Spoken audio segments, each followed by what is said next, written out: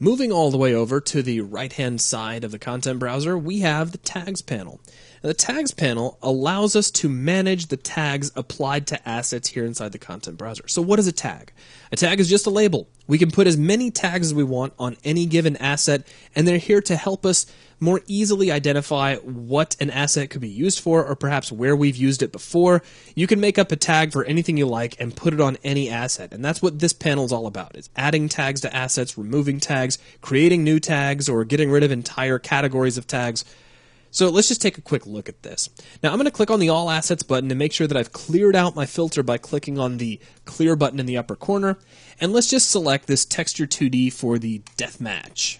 Now when I select this, you'll notice in the Tags panel that this already has a tag applied. Being special, it's under the Material category. So if I scroll down here inside my list of various tags, you can actually see the Material category, and there's the special tag, which has been applied to this object. But let's say I want to apply another tag for some reason. Maybe I also think that this would be a great texture to include in the Miscellaneous category under Effects. Well, all I need to do is come down under Effects. There's the Miscellaneous tag. I can click on the little plus button next to it, and now I've added another tag to it. But then I think, I shouldn't have added that tag. That's not really going to help me. It's not particularly useful. So let's go ahead and remove that tag. Up here inside the Applied Tags area, I can click on the little red minus sign. It only turns red when you mouse over it. But when I click on that, that tag is no longer applied. Okay, so that's pretty cool.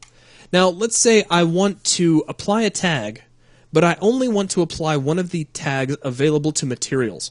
So if I come down here under Manage Tags and come to the filter, start to type in materials, and I only get it to matte, and it immediately narrows down to the material group and only those tags included within it. So that's very easy.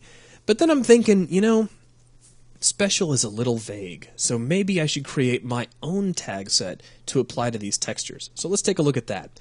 Down in the lower right-hand corner, we have the ability to create a new tag. In fact, if I reduce the size of the content browser a little bit, let's close out the material editor back here in the background, I can click on Create Tag, and you'll notice it has its own little tooltip. Create a new tag that can be applied to assets. So now that you've seen that, let's expand back out. I'm going to click Create Tag, and we get a window that asks for the group that we're going to place this in and the name. Now, the name can't be empty, so let's call this, let's say, Game Type Screens, because that makes sense. Now, under the groups, we can create our very own new group if we want, or we could just pick on Material, and this new tag will actually appear here underneath the Material category. But just for the fun of it, let's create our own. So we'll call this Custom Tags. Click Create. Now, nothing appeared over here because our filter is still narrowed down to Material. So if I clear out my filter, if we scroll down, here's Custom Tags, and here are Game Type Screens. So what I can do is grab all these screen images, and then come over here to the Game Type Screens and click plus, and there you go. Now they all have the Game Type Screens tag applied to them. So now if I'm searching and I search for textures, we can scroll down, and there's custom tags available here inside the filter section, and here are my Game Type Screens. So I can really quickly narrow down right to those objects because I've applied a new tag. So let's clear out the filter section, and then at some point I decide, you know what, that tag was a really cool idea, but I really don't want to use it anymore. We can take this entire custom tag section, come down to Destroy Tag, click on that, and let's just click on the Game Type Screens tag. So as I mouse over the little minus button, it turns red for us. Click there, and we get a warning that this is completely non-undoable, that this is for good. So let's click the Destroy button, and there we go, that's gone. So now if I select these objects, you'll notice that that tag is completely history.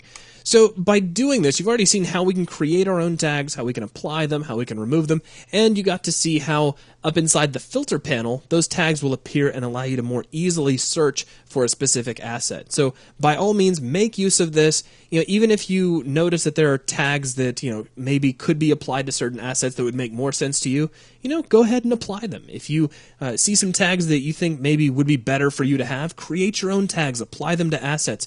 Use this as a way to help you more easily find those assets you want to place in your level. That is going to wrap things up for this video. Thanks a lot.